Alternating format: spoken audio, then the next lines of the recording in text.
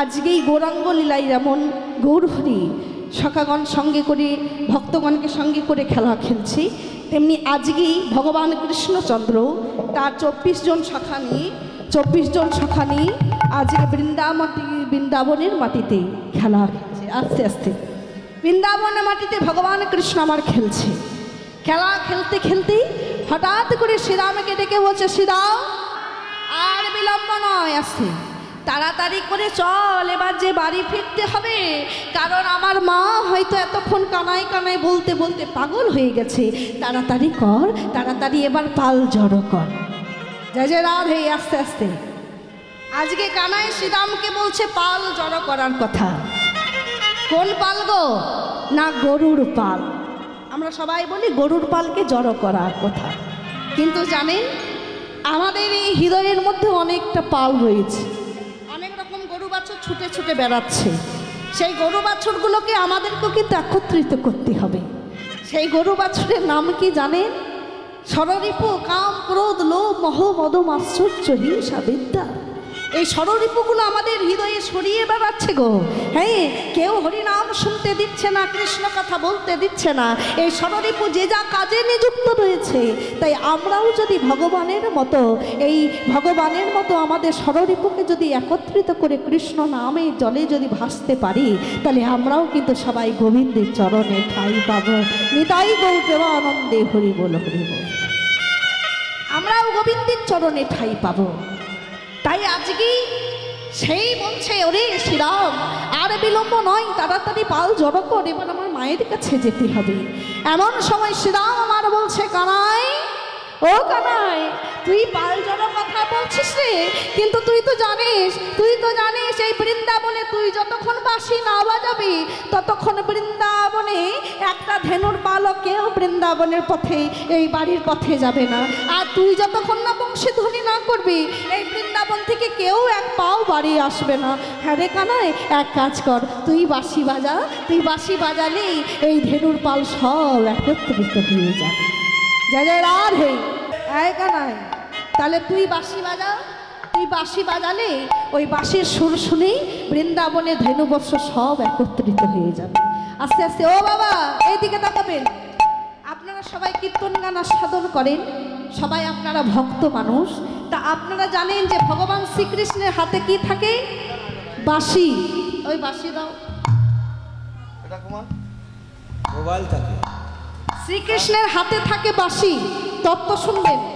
আচ্ছা, আপনারা কি জানেন যে ভগবানের হাতে যে বাঁশিটি থাকে, এই বাঁশিটি কে? কেনই বা ভগবান শ্রীকৃষ্ণ দাপর যুগে বাঁশিটা ধরল গো? আমি একটু বলে যাই, মন দিয়ে শুনবেন। ভগবান শ্রীকৃষ্ণের হাতে যে বাঁশি, এই বাঁশিটি অন্য কেউ নয়, এই বাঁশিটা হচ্ছে মা সরস্বতী। এই বাঁশিটি হচ্ছে মা সরস্বতী গো। তাহলে শুনুন, 40 বছর ধরে সাধনা করেছিল মা সরস্বতী। 1-2 বছর নয়, 40 বছর মা সরস্বতী ভগবানের তপস্যা করেছিল। আর গভীর তপস্যায় সন্তুষ্ট হয়ে মা সরস্বতীর ডাকে সাড়া দিয়ে ভগবান আমার এসে বলেছিল, সরস্বতী তোমার ডাকে আমি সন্তুষ্ট হয়েছি, বলো তুমি আমার কাছে কি চাও। তখন মা সরস্বতী বলছে, হে প্রভু, আপনার কাছে কে কি জিনিস চাই আমি জানি না, তবে আমি চাই একটা অন্য জিনিস। কি জিনিস? না, আমি আপনার অধরের সুধারস পান করতে চাই। আপনার অধরে সুধারস পান করতে চাই। বাংলা ভাষায় যাকে গদা বাংলায় বলা হয় বাবা চুম্বন দেওয়া, মানে মা সরস্বতী ভগবানের কাছে ভগবানের অধরে চুম্বন চাইছে। ভগবান কথাটা শুনে অবাক হয়ে গেছে, সরস্বতী এ কি চাইলে তুমি? তুমি যা চেয়েছো এটা তো আমি সবার সামনে তোমাকে দিতে পারবো না। এই দৃশ্য দেখে সবাই খারাপও বলতে পারে। তাই সরস্বতী, তুমি যখন চেয়েছো আমি তোমাকে দেব। কখন জানো? যখন আমি দাপর যুগে কৃষ্ণ হব, তখন তুমি হয়ে যাবে আমার হাতের বাঁশি, আর তুমি থাকবে বাঁশির মধ্যে লুকিয়ে থাকবে। এবার আমি যখন ওই বাঁশি আমার অধরে নেব, তখন তুমি আমার অধরের স্পর্শ পাবে, আর যখন বাঁশিটি বাজাবো তখন আমার মুখস্থিত ওই সুধা রস তোমার ভিতরে পৌঁছে যাবে। সেদিন তোমার মনোবাসনা আমি পূর্ণ করব। এবার মা সরস্বতী বাঁশির মধ্যে লুকিয়ে থাকলো। দেখুন, মা সরস্বতী বাঁশির মধ্যে লুকিয়ে থাকলো। এবার ভগবান বাঁশি বাজাচ্ছে, কেউ বুঝতে পারছে না আসল কাহিনীটি কি। এবার মা সরস্বতী মনে মনে ভাবছে যে এত সুধা এত রস আমি একা পান করব, আর আমার ভক্তরা কেউ পাবে না, আমি একাই পাবো, আর কেউ পাবে না। তাই মা সরস্বতী কি করলো, এই বাঁশির থেকে সৃষ্টি করলো নানা রকমের রাগ রাগিনী সুর। যে সুর শুনছেন আপনারা, এইগুলো কোনো গান নয়, কোনো সুর নয়, এই সুর হচ্ছে ভগবানের মুখশ্রিত অমৃত সুর, অমৃত সেই আস্বাদন। তাই গৌর সেই বাঁশিনি, সেই শ্রীদাম সুদাম দাম বা শ্রীদাম বলছো রে, আর বিলম্ব নয়, তুই বাঁশি বাজা, তুই বাঁশি বাজালে ওই ধেনুর পাল সব একত্রিত হবে। এবার ভগবান বাঁশি বাজাচ্ছে কেমন ভাবে, চাঁদ মুখে দিয়া বেনো। আজ বলছে ওরে শ্রীরাম বলছে কানাই তাড়াতাড়ি বংশীর ধ্বনি কর, তুই বংশীর ধ্বনি করলে এই বৃন্দাবনে নবলক্ষ ধেনুর পাল সবাই একত্রিত হয়ে তোর কাছে দাঁড়াবে। তাই আজকে সেই ভগবান আমার বংশীর ধ্বনি করছে, আর বংশীর ধ্বনি শ্রবণ করে আর যে যেখানে ছিল বাবা, যে যে বনের মধ্যে ছিল, সবাই মিলে একত্রিত হয়েছে গোবিন্দের কাছে। আর গাভীগণ গোবিন্দের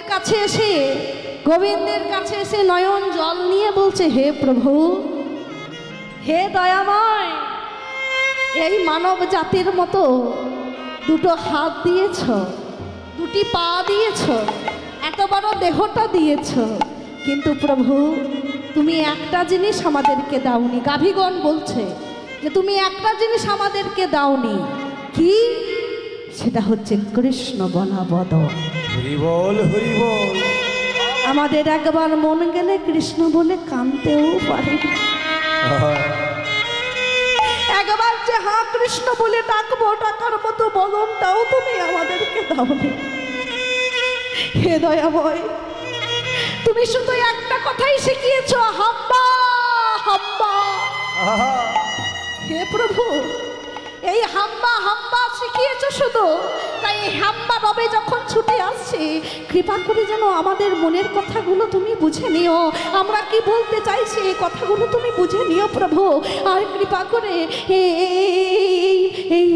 এই কালে তো আর মানব হতে পারলাম না, তা প্রভু পরবর্তীকালে যাতে মানব হয়ে জন্মাতে পারে, মানব হয়ে জন্মিয়ে সে হাত দিয়ে যেন করতে পারি, চরণ দিয়ে যেন তোমার মন্দিরে যেতে পারি, করণে দিয়ে যেন হরিনাম শুনতে পারি, আর বদন দিয়ে যেন জোর গলায় বলতে পারি, হৃদয় গৌর প্রেমানন্দে হরি হরি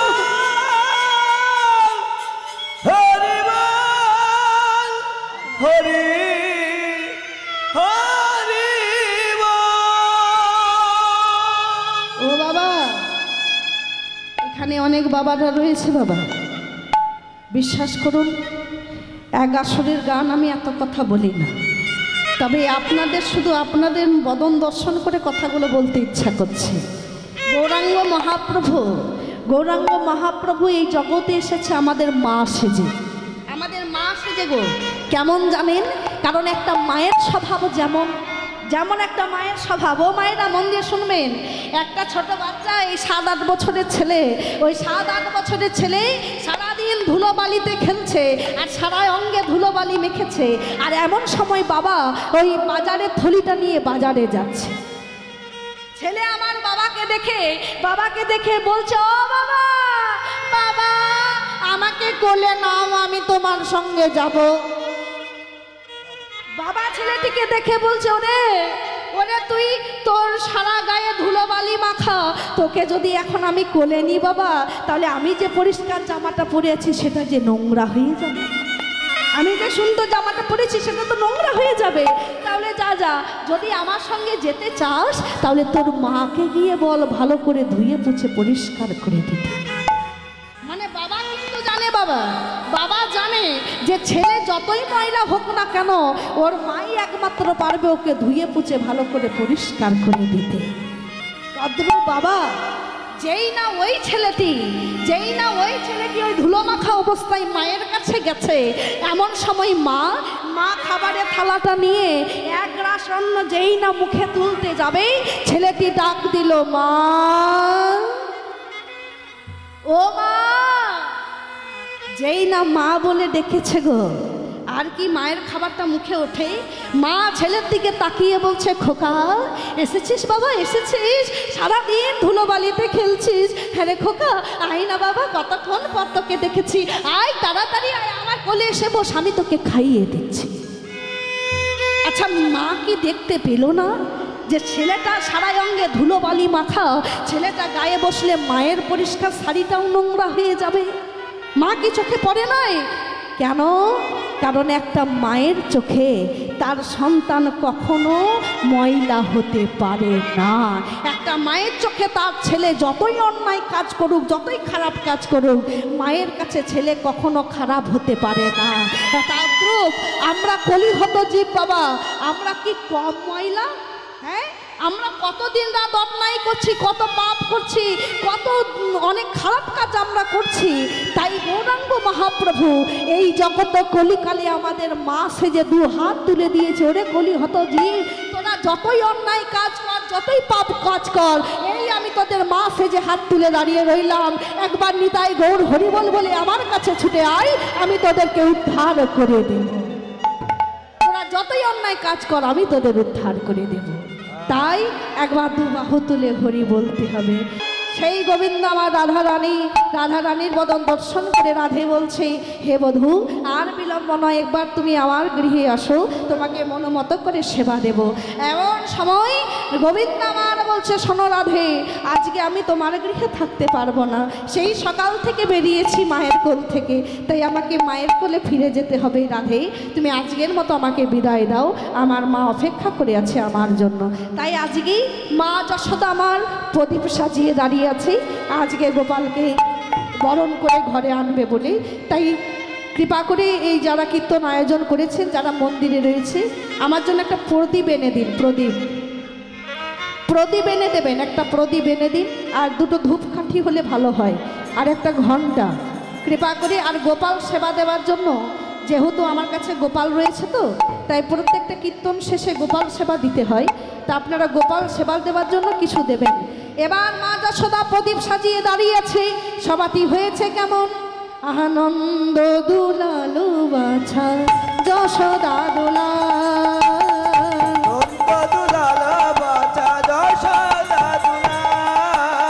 আর নন্দ দুলালু বাছা যশোদা দুলা,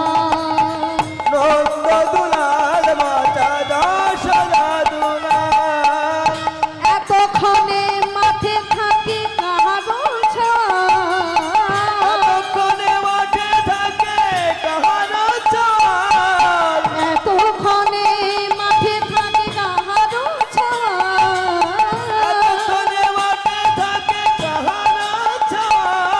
নন্দ দুলালু বাছা যশোদা দুলা,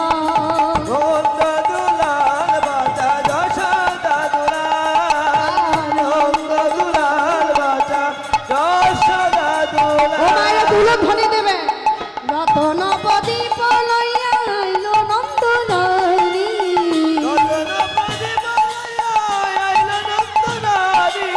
রতনপদী পলইয়া আইল নন্দনারী,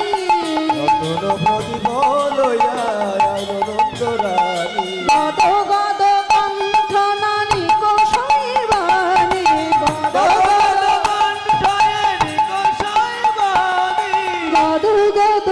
কণ্ঠ নারী কোশৈবাণী,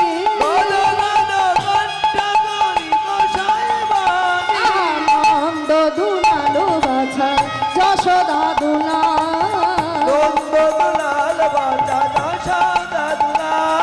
আর নন্দ দুলালু বাছা যশোদা দুলা।